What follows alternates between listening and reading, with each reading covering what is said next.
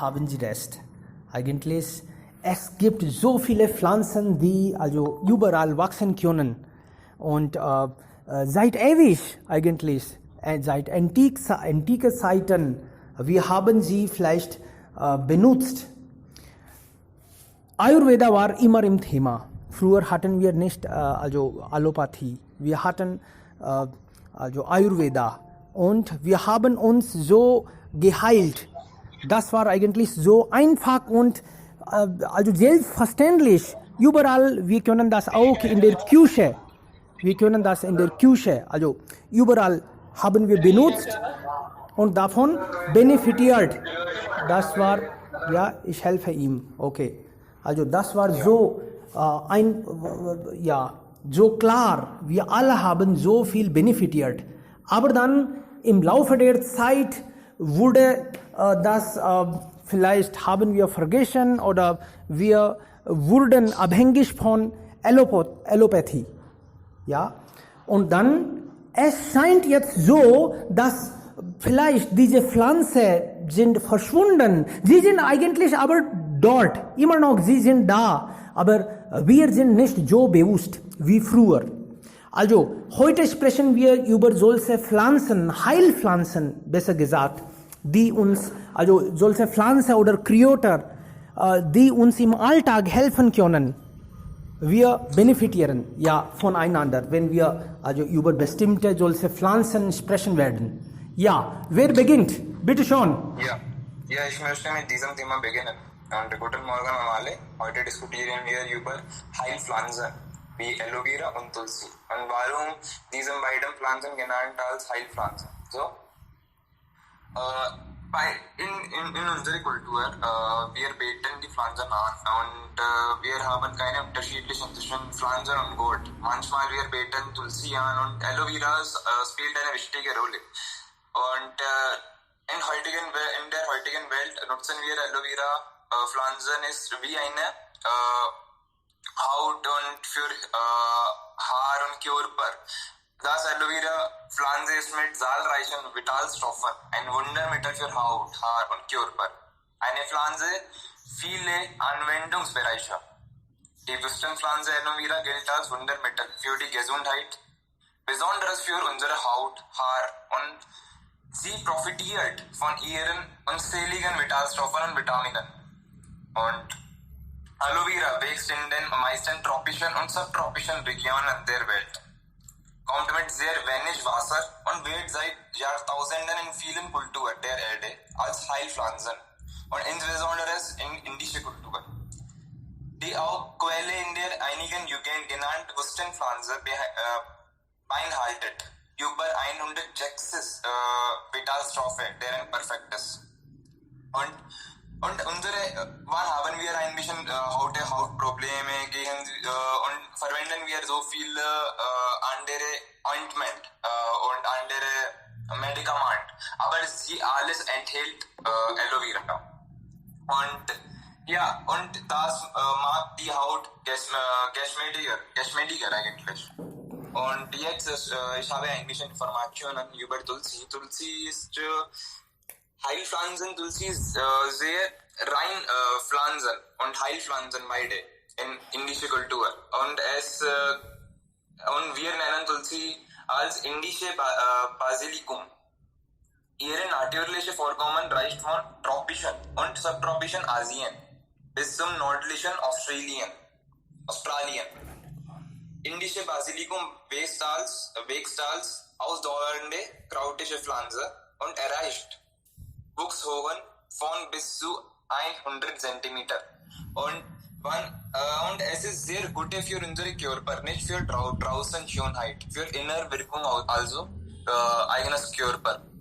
Wann haben wir ein bisschen Erkältung oder Fieber, dann wir kochen einen Tee und wir sollen diesem Tulsi-Tee machen und dann trinken wir so.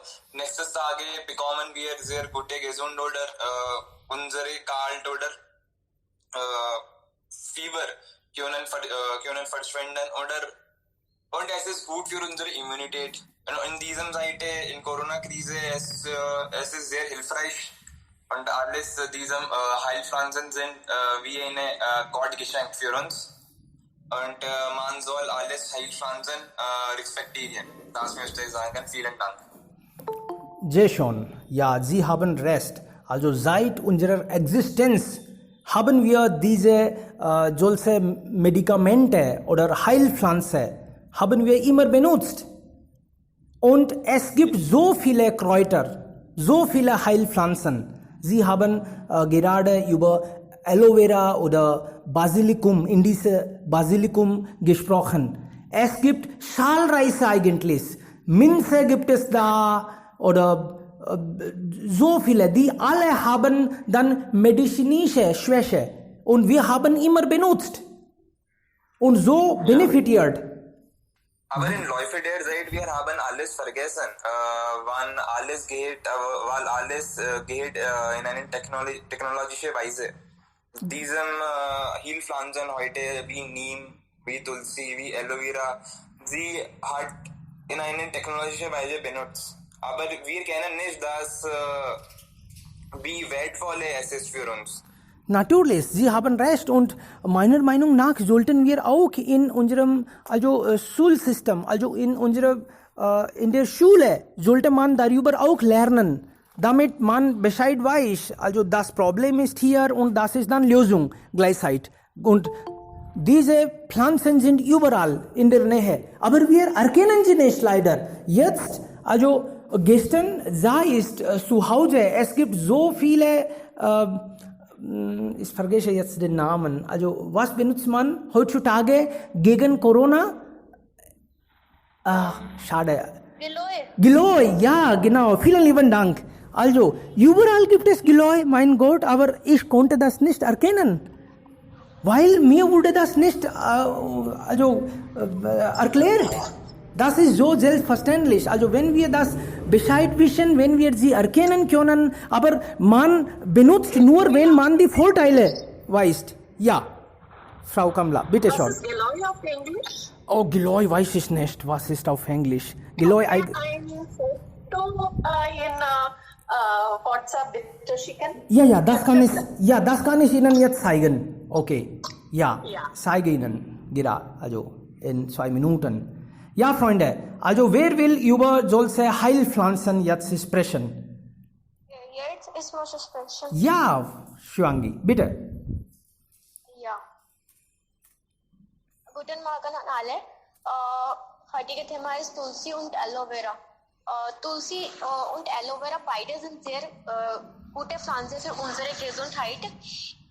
Und in meinem Hause habe ich auch so viele Tulsi-Pflanzen und habe ich auch Aloe Vera und Giloy-Pflanzen. Ich habe in meinem Hause gebaut. Tulsi ist sehr nützlich Heilpflanze. Tulsi hat in Ayurveda eine große Bedeutung. Wir benutzen Tulsi wie bei vielen Arten von Krankheit, zum Beispiel Husten, Erkältung, Fieber und so weiter. Wir sollten jeden Tag Tulsi benutzen. In Hinduismus beten wir Tulsi wie eine Gottin an. Im Hinduismus Tulsi ist eine sehr heilige Pflanze. Aloe Vera ist auch sehr wichtig, heilige Pflanze für uns. Aloe Vera ist sehr hilfreich bei allen Hautproblemen. In meisten Schönheitsprodukten Aloe Vera ist sehr nützlich Pflanze. Wir trinken auch Aloe Vera wie eine Saft.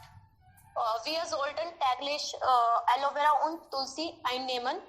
Es ist sehr gut für unsere Gesundheit. Ja, danke schon. Das ist alles von meiner Seite. Jason, ja, toll. Also es gibt so viele eigentlich.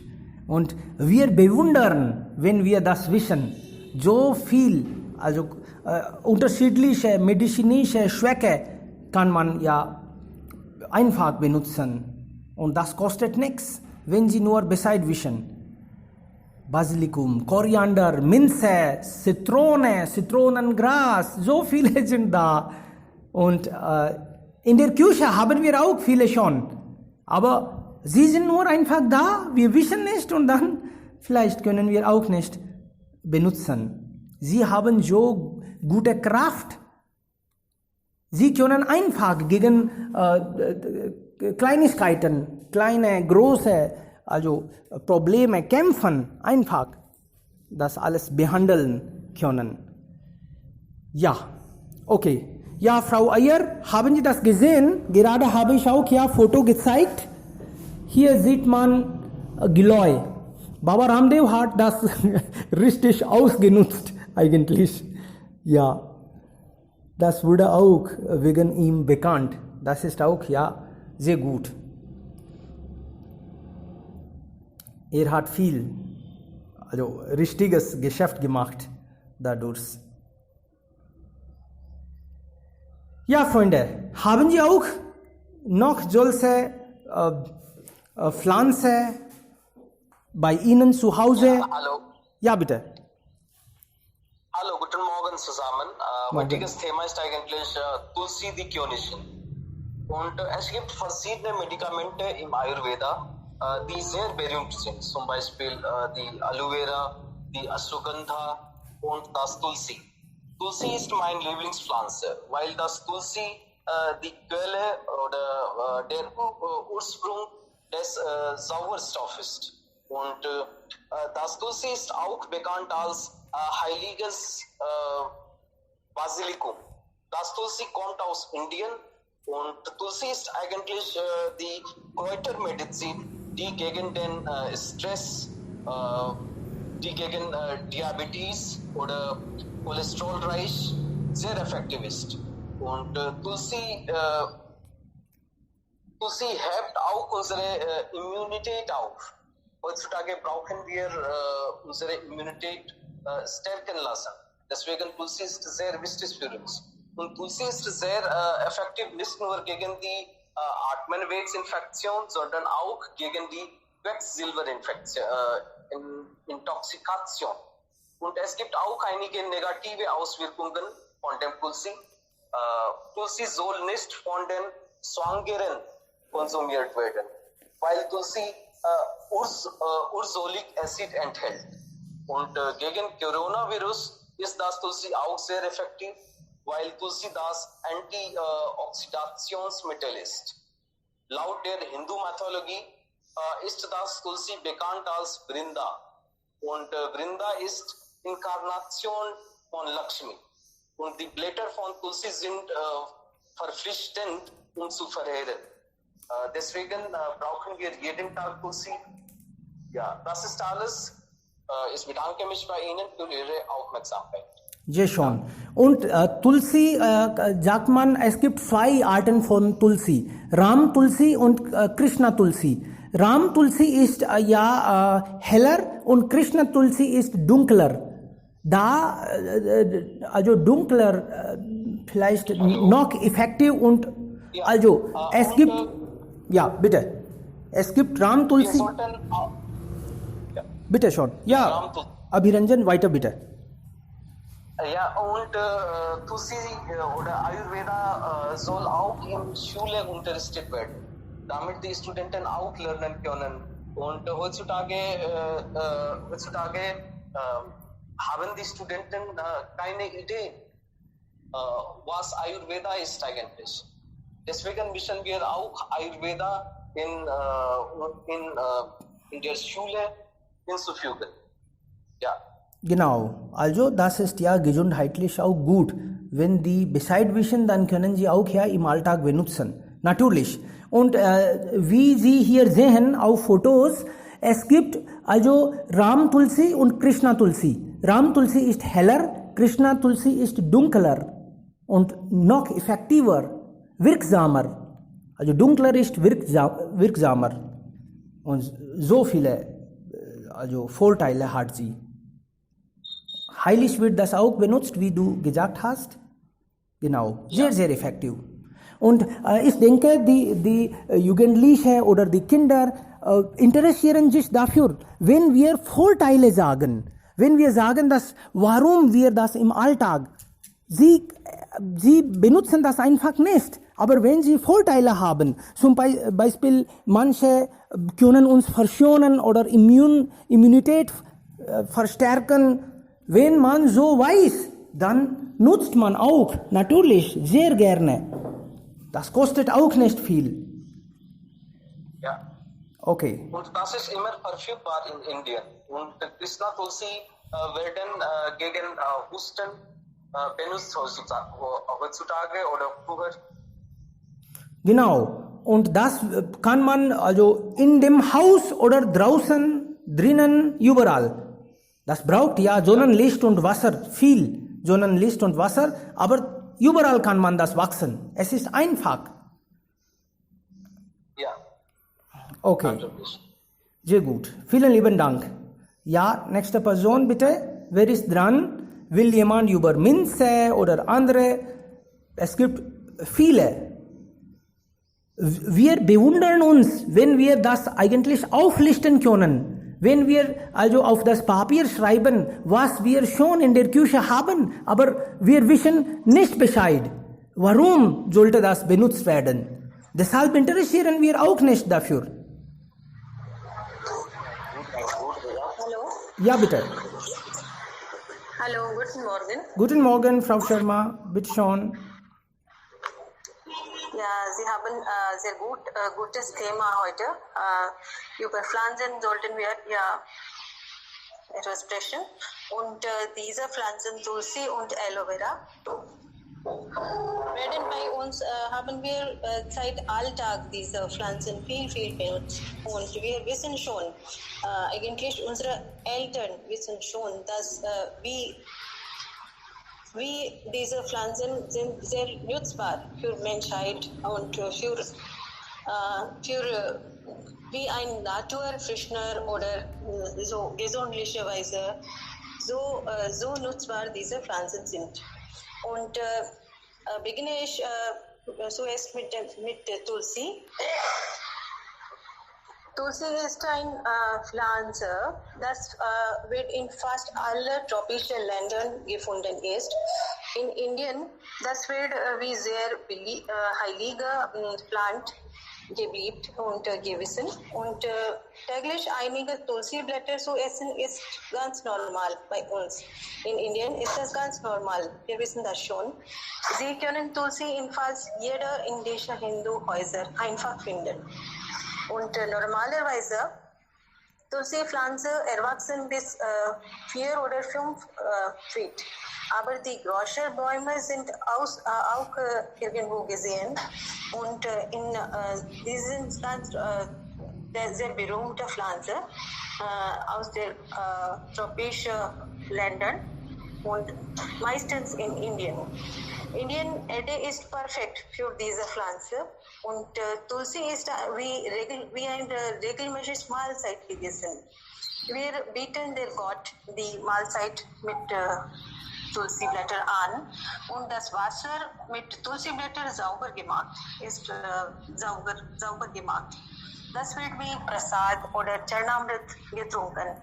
Im Tempel sehen wir das schon, dass wir trinken Wasser mit Tulsi-Blätter und das heißt Charnamrit. Und Tulsi ist gut für Immunität zu verbessern.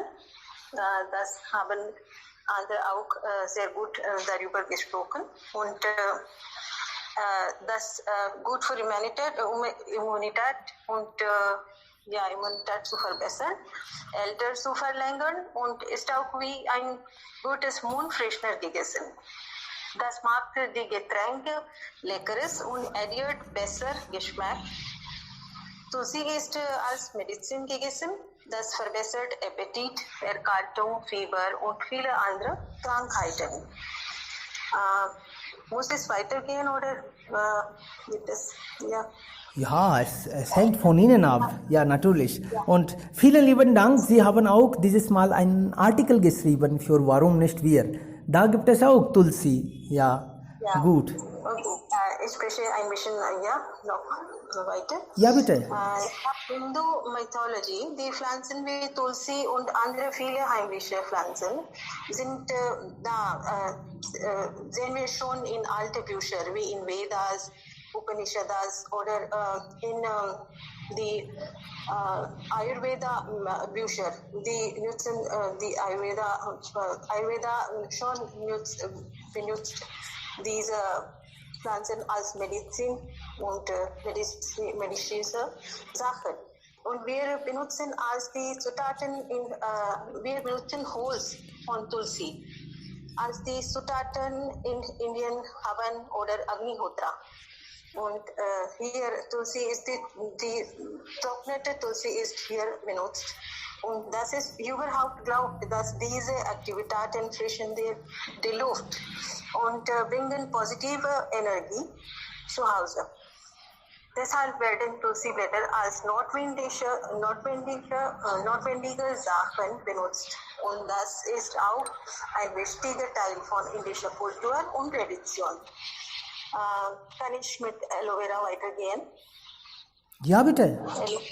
Aloe Vera ist noch eine nützliche Pflanze. Das wird von alter Zeit wie die Hautmediziner viel benutzt. Die Blätter sind dicker und größer mit dem Jelly-typischen fleshy Material und dieses weiches Material wird als Medizin gegessen oder benutzt. Diese Pflanze braucht nicht viel Wasser, deshalb sich in den Ländern mit weniger Wasser auch erwachsen. Und schmeckt sehr bitter, aber sehr nutzbar für Diabetes und harmonische Krankheiten wie Thyroid. Wie habe ich das gelesen? Für Hautkrankheiten ist Aloe Vera am besten hilfreich, wenn regelmäßig benutzt. Leute nutzen diese Sache für Haare zu verlängern und verbessern. Und diese Pflanzen werden wie die Luftfrischner-Pflanzen sehr bekannt. Die beiden Pflanzen sind sehr gut für Immunität zu verbessern und diese werden von Ayurveda-Ärzten als die berühmte und beliebte Mediziner benutzt. Die Zahnpaste, Gesichtscreme, Seifen, Tonic und gesundliche Getränke und andere Rezepte, viele Rezepte werden aus diesen Sachen gemacht. Heutzutage finden wir die große Auswahl von den gesundlichen Produkten, die werden aus diesen typischen Pflanzen produziert werden. Und diese Produkte stellen sich billiger als andere Produkte, weil wir können diese Rohstoffe einfach verfügbar hier finden. Und deshalb finden wir diese billige Produkte. Und der größte Vorteil, das wollte ich hier erwähnen, Sie können diese Produkte ohne Sorgen benutzen. Wir können ein richtige wie heißt man, Quantity das benutzen, aber weil sie haben keine Nebenwirkungen. Am besten, Sie können das einfach benutzen. Diese Pflanzen werden für längere Zeit von indischen Leuten sowieso von die Massen nutzbar erhalten. Je länger und besser kümmern wir diese Pflanze, desto länger und mehr können sie uns servieren. Sehr gut. Diese Pflanzen bleiben hier auf der Erde als die Geschenke von Gott für die Menschheit, als die oberflächliche und magische Geschenke von Gott für die Menschheit. Das war alles von meiner Seite. Sehr gut. Sehr gut. Vielen lieben Dank. Also ich habe gerade ja davon geträumt, oh mein Gott, wenn Sie so viele Vorteile haben, dann sollten wir benutzen. Vielleicht sterben wir nicht, wenn wir alles das im Alltag benutzen. Sehr gut, vielen lieben Dank. Also die Haare kann man ja so verlängern und gesund ja weiterleben. Also für Schönheit auch, sehr schön. Das ist ja interessant. Okay, noch jemand bitte? Es gibt so viel eigentlich, zum Beispiel Fenchel gibt es auch da. Also Fenchel bedeutet Schonf. Das benutzen wir im Alltag. Für gute Aroma wäre vielleicht diese Samen sehr, sehr wichtig. Und normalerweise wir kauen einfach nach dem Essen und dann wird der Mund frisch. Man kann ja gerne also beiseite sitzen. Das wäre sehr, sehr toll. Es gibt so viele Vorteile. Wir wollen das zahlen, dann gibt es viele, mehr als 100 oder muss ich sagen, 100 in Küche, viele sind nutzbar und wir haben schon, aber wir wissen nicht, wie können wir das benutzen. Wir sind nicht gewöhnlich. Genau, richtig. Und Senf, also das Fenchel, kann auch man gegen Husten benutzen. Husten oder man kann besser sehen. Und ja, also für den Magen ist das auch sehr gut. Man sagt, ja, gegen Verstopfung wirkt das sehr, sehr gut. Also wenn wir diese Bedeutungen, wenn wir diese Vorteile wissen oder anderen wissen lassen, dann benutzen die Menschen sehr, sehr gerne. Alle wollen also Mundgeruch besser haben. Alle wollen natürlich also das Essen verdauen. Dafür braucht man etwas. Und wenn man das kostenlos einfach zu Hause benutzt hat, dann ist das ja wunderbar. Man kann so auch Geld sparen. Man muss nicht also einen Arzt besuchen. Alles klar. Okay, wer ist dran? Was ist Ihr Lieblingspflanze? Also Heilpflanze, besser gesagt. Ja, bitte. Ritik, bitte schon. Gerne. Ja, so heute beschäftigen wir mit diesem Thema, wer heißt Tulsi und Aloe Vera. So, ich denke, zuerst ich möchte sagen, bitte überlegen Sie, in Ayurveda wurde von Banabhat geschrieben. So, Banabhat ist Leiter von Ayurveda. So, zufällig habe ich ein bisschen Ayurveda auch gelesen. Und das ist die interessante Punkte in Ayurveda, wenn Sie es lesen.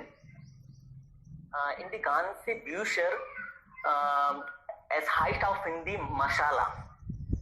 So, in dieser Zeit benutzen wir in unserer Küche Masala.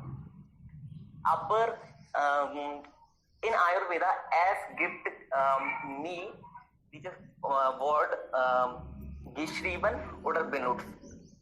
So, Herr Banabhat ji, hat geschrieben, dieses Wort nennt Aushadhi. Das ist der interessante Punkt. So, jeder Gewürze bedeutet Masala. So, wir sehen Haldi, Jeera, Reis, Soap und so weiter. So, diese alle sind nicht Gewürze, sondern auch diese alle sind wie als Medikament. So, sie können auch erleben, ihre Oma oder ihre Mutter, wenn wir Mittagessen nehmen, dann unsere Oma benutzt Reis in die Gemüse. Aber wenn wir am Abend etwas essen, dann in die Gemüse unsere Mutter oder Oma, sie benutzen nicht Reis. So, Reis ist auch ein Gewürze. Aber ich möchte hier erwähnen, weil Reis auf Hindi es wird gesagt, Reis की प्रकृति गर्म होती है. So, es gibt drei Tattvas in unserem Körper, Vata, Pitta, Kapha. So, wenn wir am Abend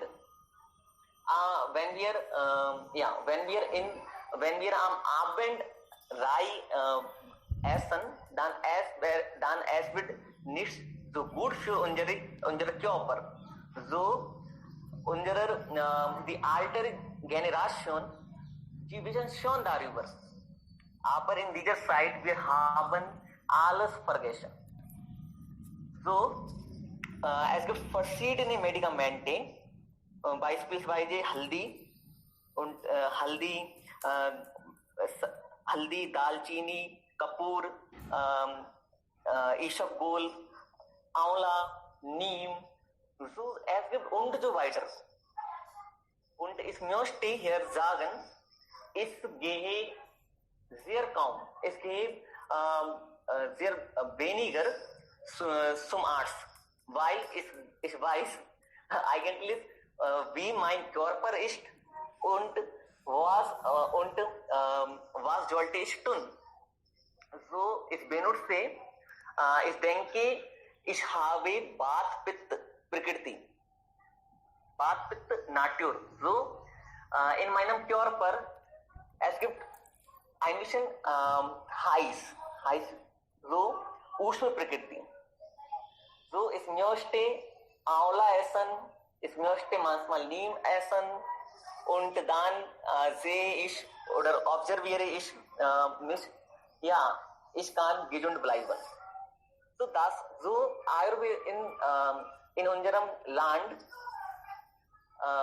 es gibt so viele Medikamente und wir müssen nicht draußen gehen. Genau. Und, ja, wir können alles in unserer Küche finden.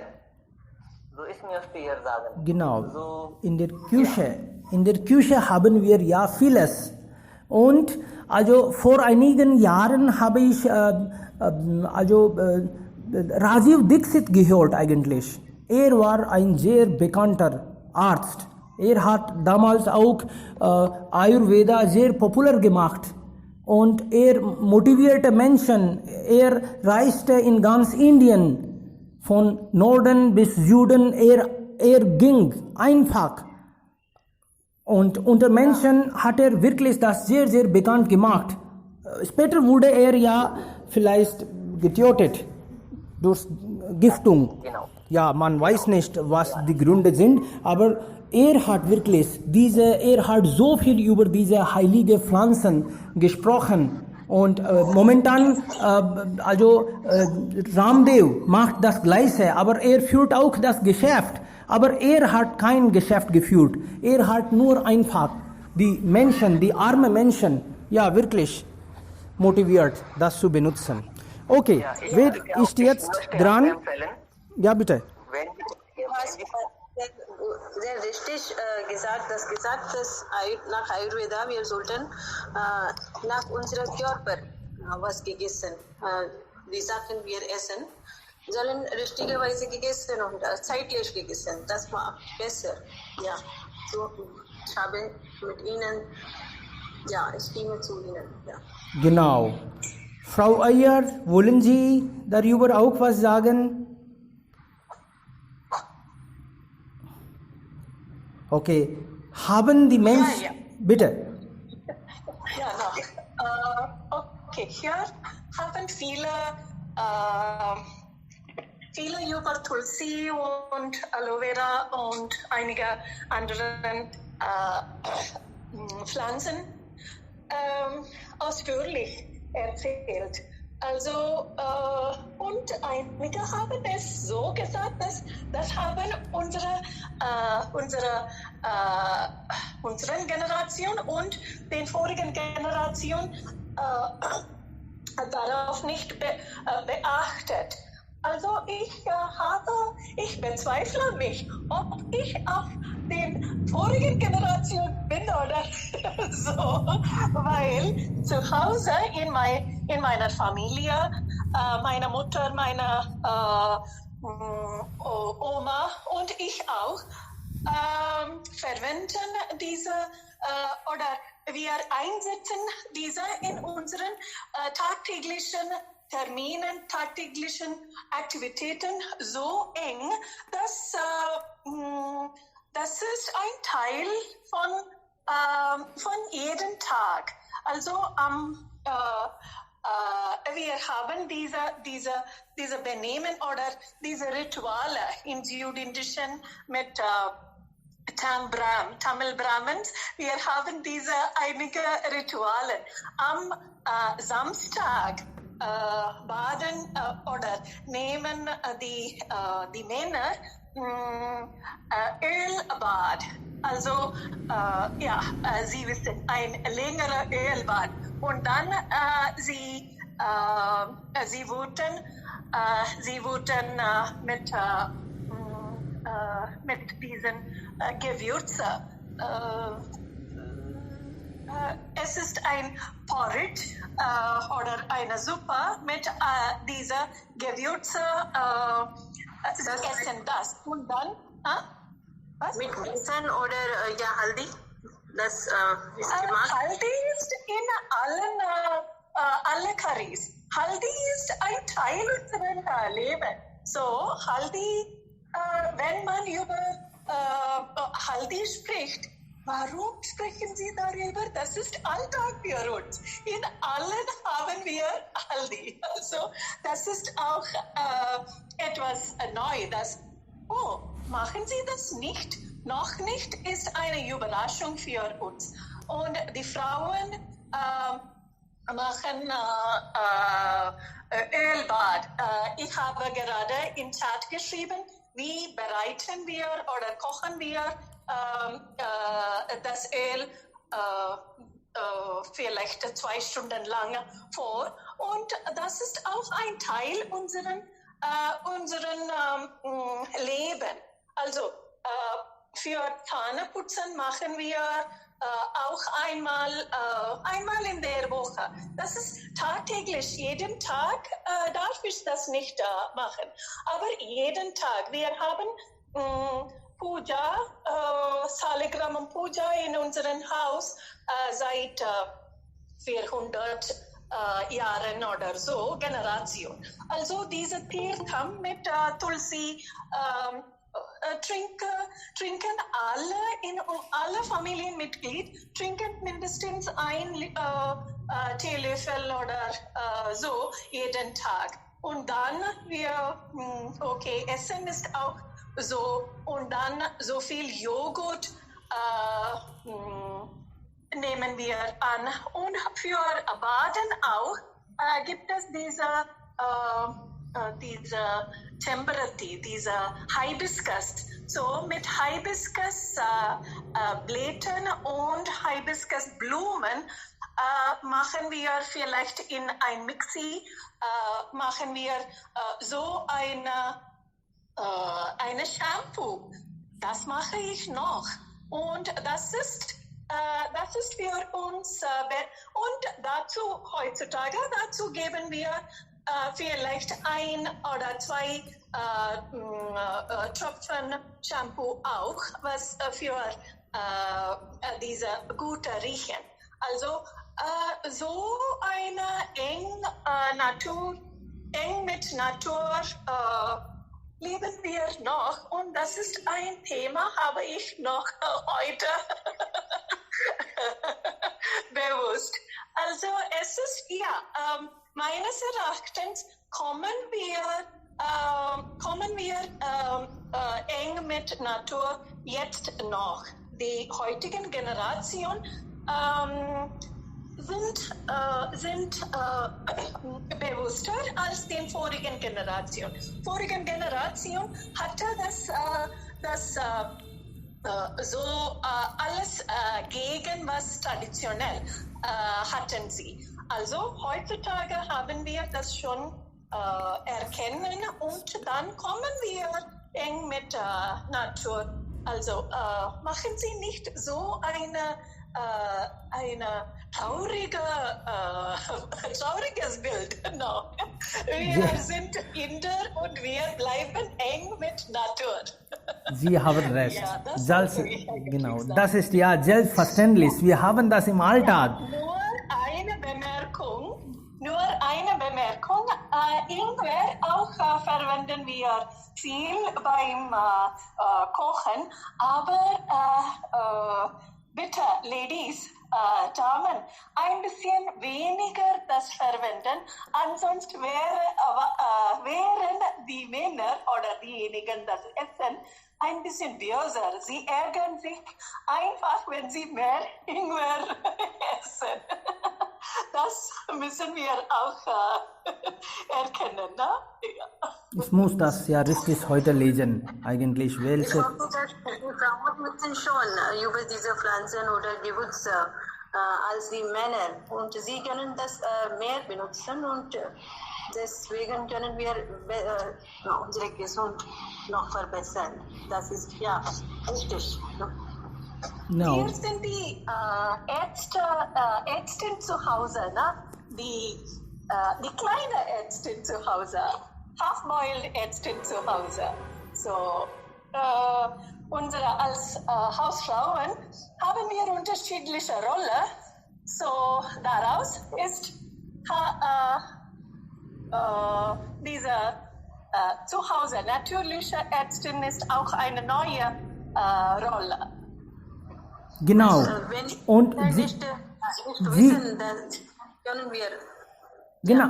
Also sie werden auch dann bekannt. Normalerweise wissen wir ja, wenn jemand Problem hat, dann wir wenden also jemanden, der oder die davon viel weiß.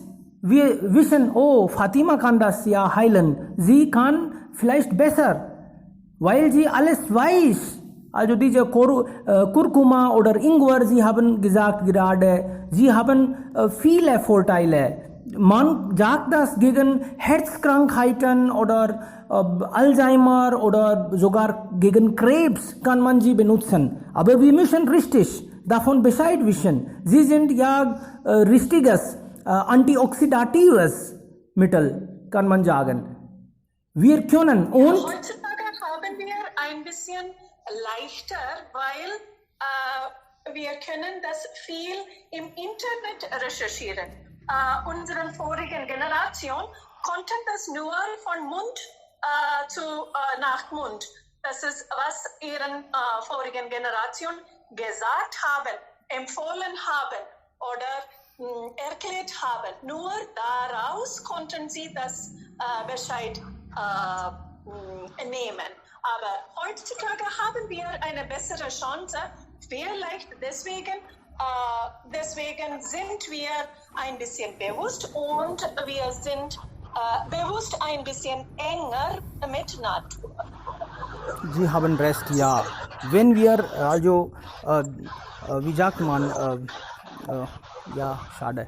Also, der Körper, wenn wir den Körper besser verstehen und diese Pflanze, Heilpflanze, dann brauchen wir vielleicht sehr selten Arzt. Wir können selbst so heilen. Natürlich, haben Sie recht. Okay, noch jemand? Haben Sie welche bestimmte Heilpflanze? Zum Beispiel Ingwer. Ingwer wird ja ganz häufig hier in Nordindien auch benutzt. Fast alle benutzen das. Wenn wir Tee trinken oder ja, also normale Probleme, Sie haben Kopfschmerzen oder solche. Ingwer ist die Antwort von solchen Problemen. Gesundheitsproblemen können ja so behandelt werden. Das ist ja, und man kann das auch zu Hause einfach wachsen. Wir haben auch dieses Mal Ingwer ja bei uns. Und gegen Asthma, gegen Grippe, Husten, Erkältung, so viele Bluthochdruck oder solche Probleme kann man auch dann mit Ingwer kämpfen. Okay, Mridul oder andere Freunde, Kanishk, ja, was sind Ihre Ich habe eine Frage von Ihnen. Was gefällt Ihnen am meisten? Können wir diesem Ayurved in unsere Hochschule oder in Schule, in Primärschule hinzufügen als Syllabus oder was denken Sie daraus? Ja, vielleicht Anatomie und solche, also Heilpflanze sollten unterrichtet werden, meiner Meinung nach. Okay, ich bin nicht Meister, aber wenn man Anatomie weiß, also wie der Körper funktioniert und was kann man dagegen tun, wenn etwas fehlt oder diese Heilpflanze vielleicht das sollte unterrichtet werden. Warum nicht? Ja, diese Vorschläge sollten zu richtigen Personen Weitergegeben werden, na? Richtig. Ja, diese Vorschläge. Deshalb können wir im Studium diese Sachen. Genau, richtig. Vielleicht Gott oder andere Themen brauchen wir nicht so viel wie diese. Also Körper, Alltag, das gehört zum Alltag. Wir brauchen das. Das ist unbedingt sehr, sehr wichtig. Der Vorteil ist, wir haben diese Pflanzen herum. Wir brauchen nicht so viel. Wir finden das einfach zu Hause und wir können das einfach benutzen. Das ist der größte Vorteil, das ich denke. Genau. Und wir sollten das nicht mit Religion verbinden. Okay, wenn wir das immer mit Religion verbinden, dann andere sagen, nein, dann brauche ich nicht. Also das gehört zum Hinduismus, oh nein, dann brauche ich nicht. Wir sollten das nicht so verbinden. Das sollte vielleicht, normal, einfach. Das ist eine schlechte Gedankenheit von Menschen. Aber Natur hat keine Religion und dieses Heilpflanzen sind ein Teil des Natur. So, das ist verfügbar für alles, nicht für eine Hinduismus oder eine andere Person oder eine Person von einer anderen Religion eigentlich. Genau. Und wenn ich schreibe für Tulsi, dann schreibe ich nicht für Hinduismus. Ich schreibe für Tulsi, die Pflanze, ja? Natürlich, also das brauchen alle. Und Kurkuma braucht man auch, also wenn man heiratet, ja, und dann also für Haut, man also appelliert das und dann sieht das ja ganz attraktiv.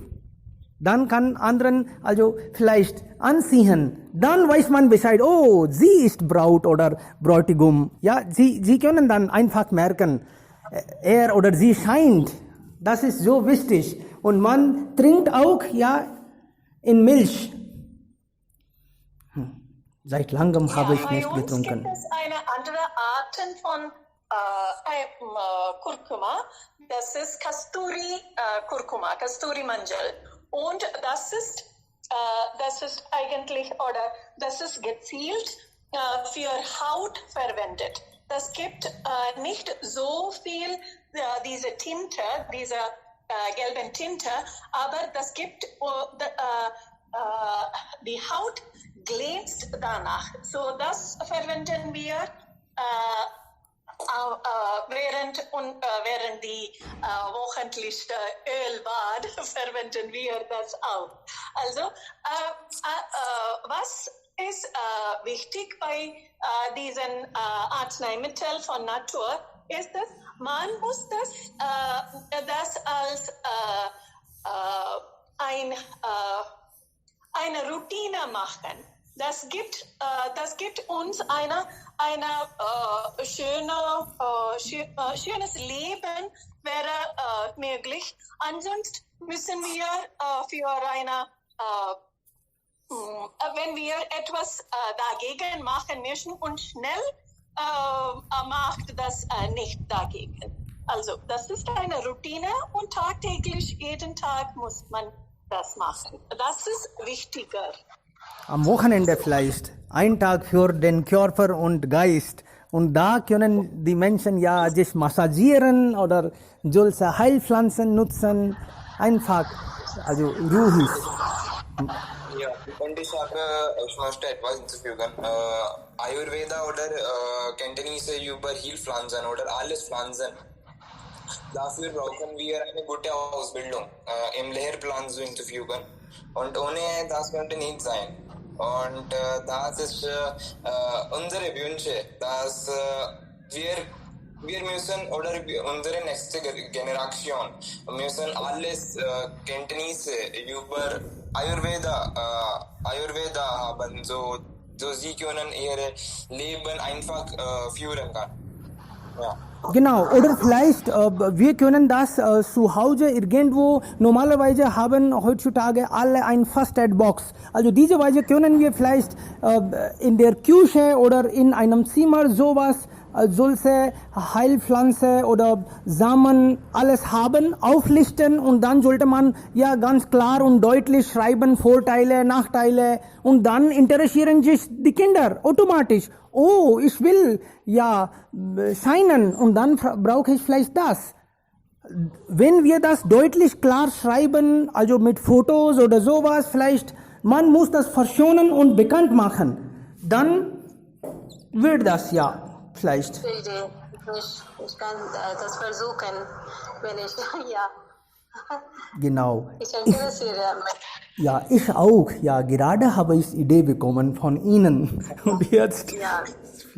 Sehr gut. Haben wir Kokonus vergessen? Kokonus ist heutzutage, das ist der Zeit für Kokonus. In Südindien, das ist sehr berühmte Pflanze. Bei uns ist nicht so, aber finden wir Kokonus aus sehr benutzbar.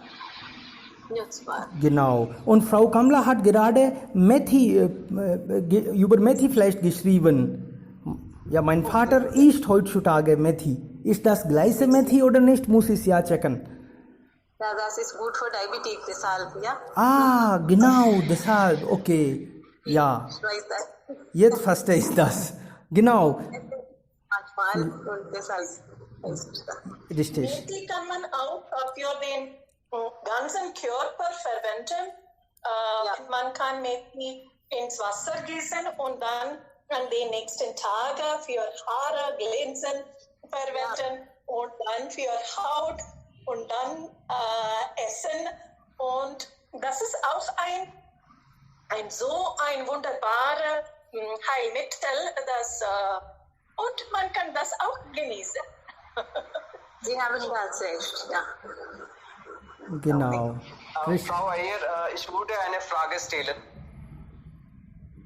Hallo? Ja, bitte? Ja, Ja, bitte.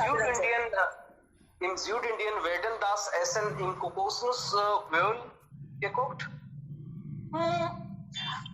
Heutzutage nicht so viel, aber bei uns, das ist unterschiedlich von jeder Familie. Das ist meistens in Kerala verwendet und heutzutage ist Kokosnussöl auch ein bisschen teurer. Deswegen können die